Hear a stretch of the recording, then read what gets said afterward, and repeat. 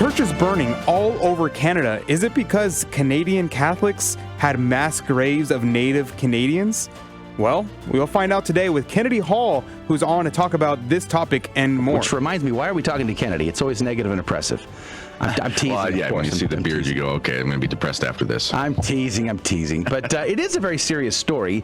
Catholic churches are burning down. There was a great article over at The Pillar sort of describing some of this the situation going on here. But I think it was at least 8 churches have been burnt to the ground. Tell us what's going on in Canada. Yeah, so I think it's 6 Catholic churches so far, and I think a couple Anglican churches, if I'm not mistaken. Basically, there's this history of, I'll give you a 2-minute backstory just so everyone understands what's going on. There's a history of boarding schools for Native Canadians, Indigenous, First Nations, Aboriginal, whatever term is politically correct. And for the longest time, they were operated by groups like the Oblates of Mary, these wonderful Catholic orders that basically evangelized Canada, the French Canadian orders, and so forth. At a certain point, the British government, which admittedly Freemasonic, very eugenics-minded, sort of that Darwinian, Malthusian way of thinking, which was not good. They had this idea of assimilation, which is a bad word nowadays, but essentially it meant let's all learn the same language, let's learn the same values, let's integrate. That's sort of the idea. So they had this system of residential schools, they were called. Now, what happened there is they basically retrofit a lot of the Catholic-run schools, Anglican-run schools, Presbyterian-run schools, and other denominations in these remote northern First Nations communities. They were already in existence, but the government put some funding in and some sort of mandates about now every Native child has to go to them. So what they started doing was, in some cases, in some communities, the government actually took Native kids from their families against their parents' will. Wow. Which is wrong, which is 100% wrong. No one is advocating for that being correct. However, I've talked to some priests about this. The intention of the church was, well, we've already got these schools. They're going to take these kids and put them somewhere. Let's accept them and give them a Catholic education because they're going to get some sort of education. Let's save their souls, which is kind of the idea. It's a mixed history. Many positives. Many First Nations people became lawyers, doctors, whatever. Things they could not have become otherwise because there was no possible way to get educated. It was free Catholic education. Fast forward. The government obviously didn't fund these places enough. These orders take vows of poverty. They pulled in Andrew Cuomo and they started putting things like kids with already had TB into the schools, which caused epidemic problems and things. Native populations already had high rates of mortality for these diseases that Europeans have been accustomed to. That's a whole bloodlines thing, biology thing. Fast forward years and years, unfortunately, in some of these schools, some abuse did take place, as we saw, for example, in Ireland with the Christian Brothers. Not to the extent that people will have you hear, but it did happen. Okay. There was a whole reconciliation committee that happened. The Pope apologized for the injustices back in 2009. Everything was moving forward as it should. Recently, the Trudeau government is acting very corrupt. That's the best way to put it. Sort of a tin pot banana republic dictator passing laws in the middle of the night and so forth. So they needed a distraction. So they pulled a rabbit out of the hat and found these, what they're calling mass graves. Mm-hmm. In reality, what these are is they are actually just old burial plots of kids who had died while at the school, which was common at all boarding schools, by the way, and orphanages. There's a whole series of books about Anne of Green Gables, who is a famous Canadian story about an orphan, and it talks about the children that would die of epidemics, and these were white children. So it's not just some sort of native thing. It was just kids died during Spanish flu and TB and stuff, and it was sad. But the government is calling them mass graves, which is not what they are. They're just burial plots. Now, there are no markers on the graves. The reason for that is, and you can read the documents, they're available publicly. The church-run schools said, we can't afford to send these kids back to their communities because they were 35, 40-hour drives away, depending on where they were so remote. We also don't have the money for permanent headstones. Will you please give us some money? Government said, we will not. So what they ended up doing is they buried the children, rites of Christian burial, all dignity, all these sorts of things, but with wooden crosses. After a while, the land changed hands. The cross is disintegrated. The land is actually owned by the native peoples now, and the headstones were never replaced. So it's turned into this narrative of the Catholic Church likes to kill hundreds of people and put them into graves and never lets you know when they're erasing history, and it's genocide and it's ethnic cleansing and so forth, which if you know anything about the history of the relationship between the church and the natives in Canada, it's far from the truth. But that's the problem is there was legitimate abuse that took place in some of these schools. Mm-hmm. So you're not going to go out and say, it's a politically suicidal thing to defend. Let's put it that way in politics, because of it's like the BLM sentiment. It's just so strong. So it's got to the point now where groups are burning down Catholic churches.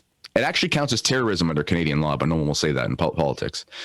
But now First Nations groups are actually coming out and saying, stop this. This is insane. We don't want this to happen, which is just further evidence that the left always ends up hurting the people that they say they're supporting.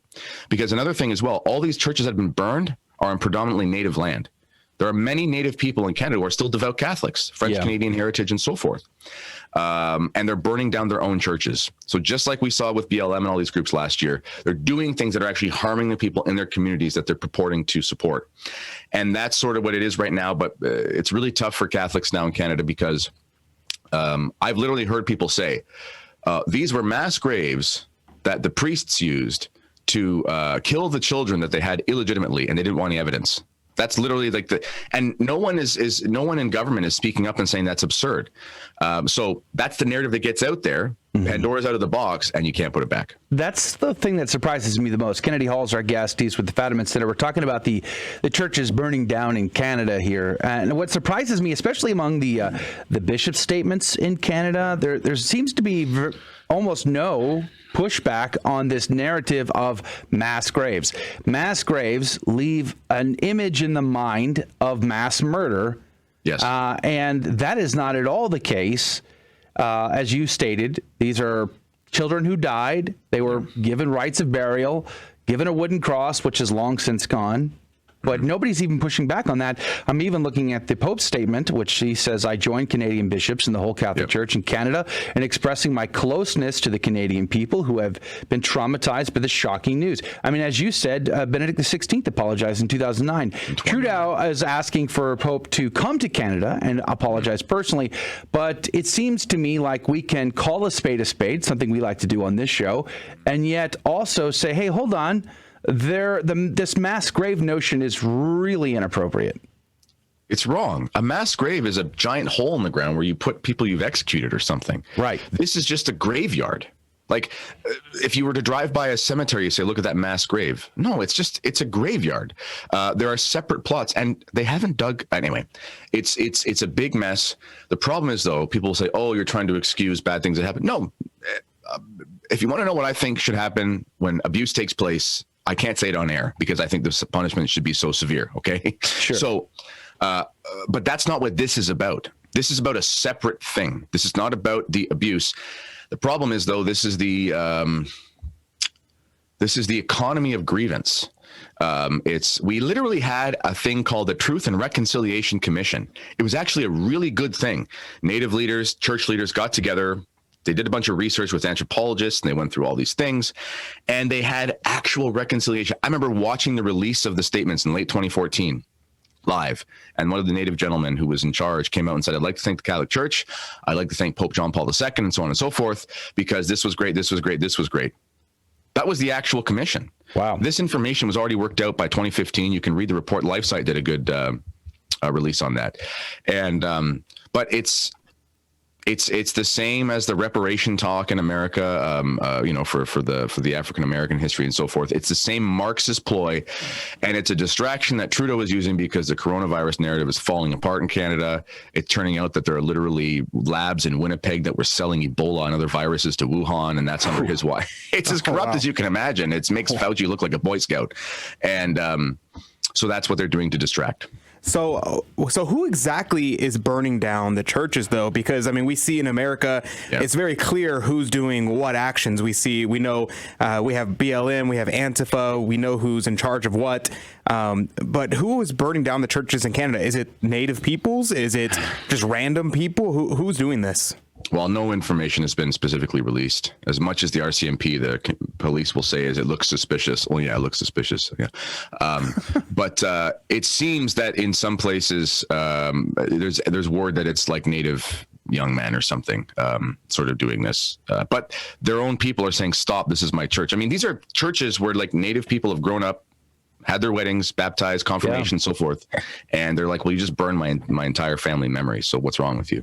So Over the weekend, I was listening to Brian Holdsworth's, live stream that he did on this subject, and at the end of that, he actually read some of the commentary from some First Nation people that talked about their experience being at these schools. And I'm sure there are plenty of reports we could find that some would say that it was terrible or what have you, but there were many apparently that said we had great experience at these schools.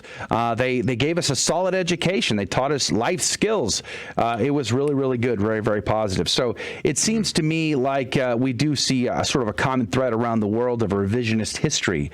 It's not just here in America that we get to enjoy the revisionist history. It is a sad thing, though. It's a sad thing to see abuse, and we definitely want to see people held accountable for that. But what kills me also about this story, with only a few minutes left with Kennedy Hall, is we're talking about things that happened over a century ago. Well, in some cases, how could anybody today be responsible for atrocities, crimes, or abuses, or even neglect, even at the simplest level of not being able to afford a headstone? How could anybody today be held accountable for that? Yeah, well, I mean, I tweeted yesterday, imagine being upset at someone because their distant relative did something a long time ago that was bad. Sure. I mean, and it's not even my relatives. My mom came to Canada in 1967. These aren't even my relatives. But the point remains, and also I will say though, the narrative, the objection to that will be the schools, residential schools, were in function until like the 60s or 70s, essentially. So the thing is, a lot of the abuse stuff happens when we see abuse stuff happening in the church, which is when 1960s and 70s. That's kind of the dark period there after the council. And they should be held accountable. And they really should be, very severely. But this is a separate thing that goes back mainly to times like you can read in 1907 reports. We need better ventilation. We need a TB ward. We need X, Y, and Z. And then Spanish flu, which killed everybody. So it was an actual plague. But before I get to go here in a second, I will say I have a new venture. If you go to crusadechannel.com/go, crusadechannel.com/go after you're done listening to this channel, because you don't want to miss the rest of this show. From your lips to God's ears. Yeah, exactly. When we talk about this sort of stuff, but it's a real tough time, and they just extended humility season. I'll call it that. They just extended humility month to be to the end of September in Canada. So we have 4 months of humility month. It goes from June, July, August, and September, because 1 month is just not enough. So we've got rainbows until the leaves start changing color. All right. Thanks, Kennedy Hall, for your bright and upbeat information on a Tuesday morning. God love you, my brother. We're praying for everybody in Canada. If you like that interview, then be sure to check out some of our other interviews that you might find fascinating. And don't forget to like and subscribe and share this interview with someone that you think will find this informative and inspiring. God love you.